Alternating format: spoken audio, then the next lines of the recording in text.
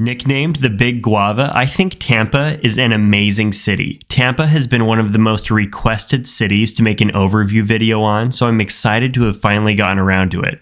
In this series, I briefly touch on a city's history, population, skyline, as well as a few things that make it unique. Now let's meet Tampa.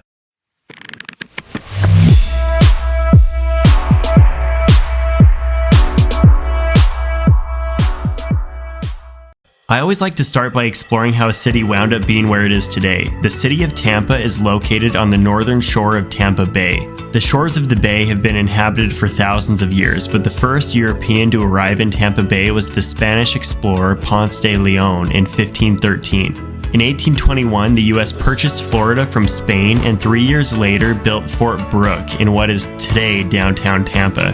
The frontier outpost eventually became incorporated as a town in 1855, but the growth didn't really start to happen until Henry B. Plant's railroad arrived in 1884.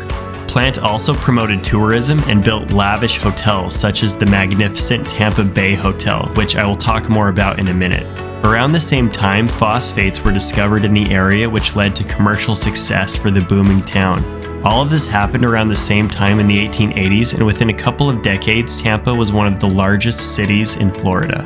Today, Tampa has a population of 395,000, making it the 51st largest city in the country and the third largest in Florida behind Jacksonville and Miami.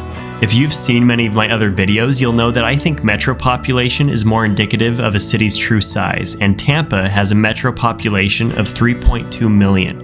That makes it the 18th largest metro in the country, just behind San Diego, California, and just ahead of Denver, Colorado. There aren't a lot of large or recognizable companies that are headquartered in Tampa, but a couple of those would be Bloomin' Brands, which is the parent company of Outback Steakhouse, and Mosaic, which is a large phosphate mining company. The Tampa Metro is home to 14 colleges and universities, including the University of South Florida. Call me shallow, but when it comes to cities, I think appearances matter, which is why evaluating a city's skyline is my favorite part of making these videos. Tampa has a nice looking skyline in my opinion. If you took the average height of its tallest 5 buildings, it would be ranked as the 26th tallest skyline in the country, behind Oklahoma City and ahead of Indianapolis. Unlike those other 2 skylines though, it lacks a building that exceeds 800 feet, with the tallest building in the city being the 100 North Tampa, or Regions building, at 579 feet. It is, however, still the tallest building on Florida's Gulf Coast. Earlier in the video, I had mentioned the lavish Tampa Bay Hotel, which still exists today. I love older buildings like this, and I think it's the most interesting building in the city. At first glance, I thought it was a mosque because of the unique Turkish and Moorish architecture. The hotel originally had 511 rooms, as well as the first elevator in all of Florida, which is still operational today. These days, the building is used to house the Henry B. Plant Museum, as well as rooms for the University of Tampa. Docked in Tampa is one of only 3 fully operational American World War II merchant ships left in existence.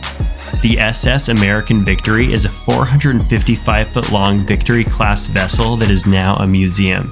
The ship was used toward the end of World War II and has even circumnavigated the globe.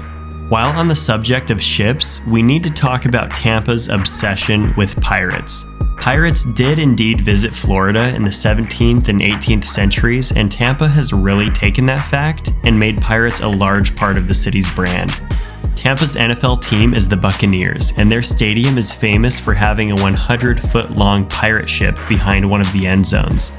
Confetti is even fired out of the cannons when the Bucs score. It's certainly one of the most unique features of any stadium that I can think of. Tampa also hosts the Gasparilla Pirate Festival, where the city celebrates its pirate heritage. The festival includes the 3rd largest parade in the country. The most famous neighborhood in Tampa is Ebore City, which is actually designated as a National Historic Landmark. This neighborhood has Cuban roots, and it became known as the cigar capital of the world. At one point, more cigars were being made in Tampa than in all of Cuba. The neighborhood even has a piece of Cuban land within it, the Jose Marti Park. It was the only Cuban land on US soil for about 60 years before the Cuban embassy was built in 2015. And the Cuban-Tampa ties don't end there. Tampa is also where the Cuban sandwich was likely invented, which is officially designated as the signature sandwich of the city. Tampa also claims the record of having the longest continuous sidewalk in the country. Known as the Bayshore Boulevard, the walkway is about 4.5 miles in length.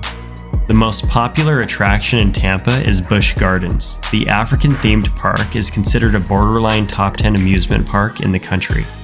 And I'll end by mentioning Florida's flagship bridge, which is in Tampa, named the Sunshine Skyway Bridge. This beautiful bridge is the gateway to Tampa Bay and spans one of the busiest shipping lanes in the country.